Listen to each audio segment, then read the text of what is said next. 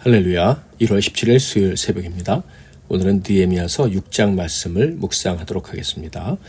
느헤미야서 6장 15절부터 19절까지만 봉독해 드리겠습니다.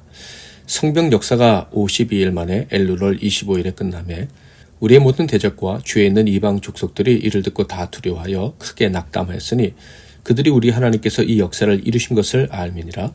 또한 그때 유다의 귀족들이 여러 번 도비아에게 편지하였고 도비아의 편지도 그들에게 이르렀으니 도비아는 아라의 아들 스가냐의 사위가 되었고 도비아의 아들 여호하난도 베레가의 아들 무슬람의 딸을 아내로 맞이하였으므로 유다에서 그와 동맹한 자가 많음이라. 그들이 도비아의 선행을 내 앞에 말하고 또 내 말도 그에게 전하매 도비아가 내게 편지하여 나를 두렵게 하고자 하였느니라. 오늘은 성공 그리고 계속된 도전, 성공 그리고 계속된 도전이란 제목으로 하나님 말씀을 상고하겠습니다. 우리 사명자들은 하나님께서 맡겨주신 일을 합니다. 다시 말해서 부르심을 받아 천국 백성으로 살아가야 될 사명자들은 자신의 일이 아니라 하나님의 일을 하면서 살아가게 된다는 것입니다. 그래서 일꾼들 사명자들은요, 먹든지 마시든지 무엇을 하든지 하나님께 영광을 올려드리는 것이 소망이 되는 거죠. 이렇게 하나님의 일을 하는 사람들은 누구의 보호를 받게 될까요? 당연히 그 일을 부여하신 왕, 곧 하나님의 보호하심을 받고 사명을 감당하게 됩니다. 그래서 느헤미야는 예루살렘 성의 건축, 곧 하나님이 명하신 일을 감당하려 할 때 오직 하나님의 뜻대로 이 사명을 감당하려 하면 반드시 항상 하나님께서 도와주실 것이고 그 결과에 대해서도 책임져 주실 것임을 알고 있었습니다. 그래서 방해꾼들이 칼과 창까지 들고 나타나 그들의 사역을 방해하려 할 때 이렇게 선언할 수 있었던 겁니다. 느헤미야 4장 20절 너희는 어디서든지 나팔 소리를 듣거든 그리로 모여서 우리에게로 나오라. 우리 하나님이 우리를 위하여 싸우시리라 하였느니라. 이 믿음으로 인해서 느헤미야는 물론 그 백성들 역시 믿음으로 성벽 재건에 매진할 수 있었습니다. 적들의 공격을 두려워하지 않고 사명의 완수를 향한 도전을 멈추지 않을 수 있었던 것이죠. 대적하던 자들은 느헤미야를 암살하기 위해서 4번이나 만날 약속을 잡자고 했습니다. 느헤미야가 속아 넘어가지 않자 그가 왕이 되려 한다는 거짓 소문까지 퍼뜨렸습니다. 즉 그에게 나라의 반역자라는 누명을 씌워서 페르시아 제국의 수도로 소환되게 하려 했던 거예요. 또한 예언자에게 돈을 주어서 느헤미야에게 거짓 예언까지 하게 만들었습니다. 이 모든 공격들의 이유는 느헤미야의 마음속에 두려움을 심어서 하나님의 뜻을 완수하지 못하게 하려 함이었죠. 6장 9절과 14절을 보면 느헤미야가 이렇게 얘기합니다. 이는 그들이 다 우리를 두렵게 하고자 하여 말하기를 그들의 손이 피곤하여 역사를 중지하고 이르지 못하리라 함이라. 이제 내 손을 힘있게 하옵소서 하였노라. 14절 내 하나님이여 도비아와 산발락과 여선지 노다야와 그 남은 선지자들 곧 나를 두렵게 하고자 한 자들의 소행을 기억하옵소서 하였노라. 그러나 이 모든 방해 공작들에도 불구하고 느헤미야와 그 백성들은 놀라운 성공을 거두게 됩니다. 6장 15절 성벽 역사가 52일 만에 엘루럴 25일에 끝나매 이 엄청난 공사를 단 52일 만에 끝마치는 쾌거를 이룬 거예요. 하나님이 함께 하심을 믿고 담대하게 도전하였더니 결국 적들이 놀라 자빠질 정도의 이야기를 쓸 수 있게 된 것입니다. 자, 그렇다면 이제 느헤미야의 사역은 끝난 것일까요? 스룹바벨이 성전을 완성했고 느헤미야가 성벽을 재건했습니다.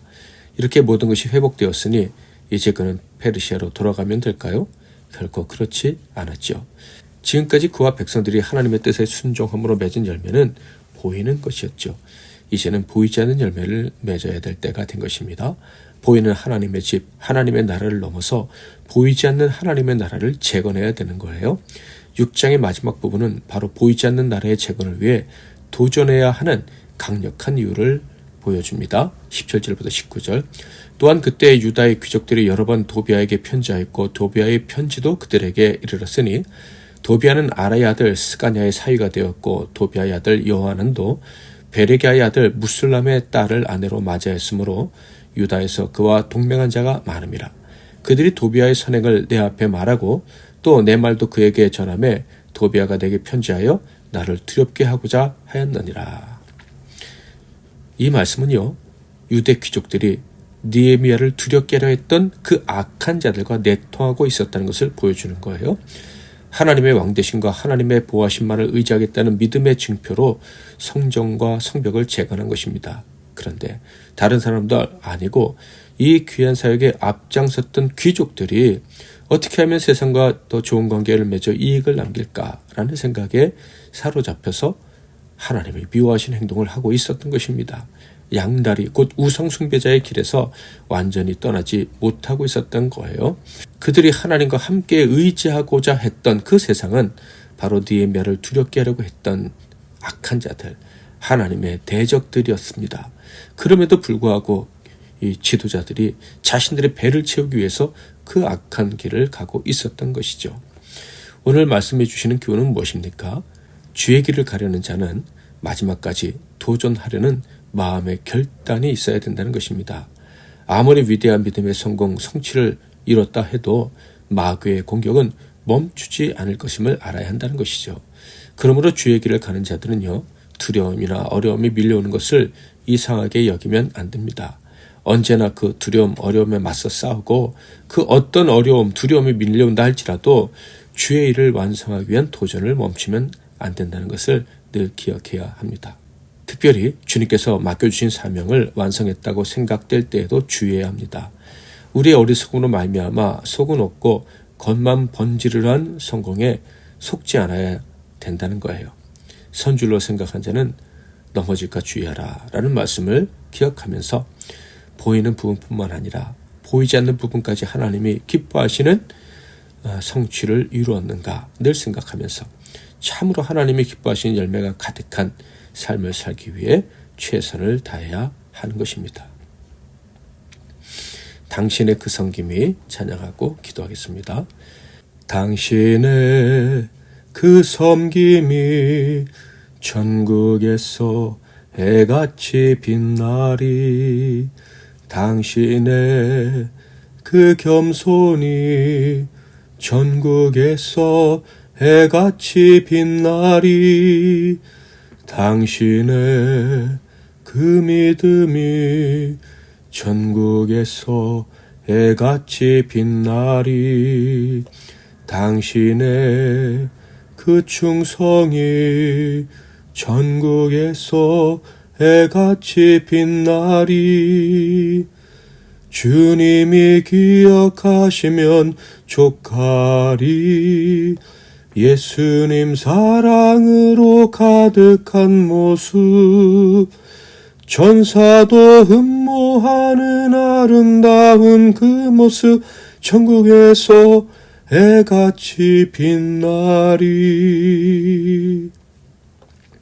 제가 먼저 잠깐 기도하고 여러분도 각자 기도하시고 복된 하루 시작하십시오. 하나님 아버지, 우리를 주의 나라 일꾼으로 불러주셔서 감사합니다.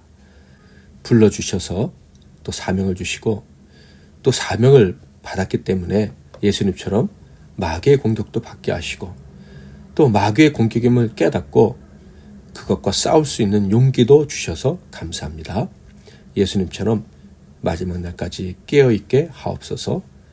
우리의 겉과 속이 다 주 앞에서 아름답고 받으실 만한 것이 될 때까지 곧 하나님 나라 백성다운 태도로 우리의 삶과 우리의 교회가 가득할 때까지 도전을 그치지 않도록 우리를 도와 주옵소서. 오늘 하루도 주의 길, 주를 기쁘시게 하려는 열정으로 달려가는 우리 모두가 되게 하옵소서. 예수 그리스도의 이름으로 기도하옵나이다. 아멘.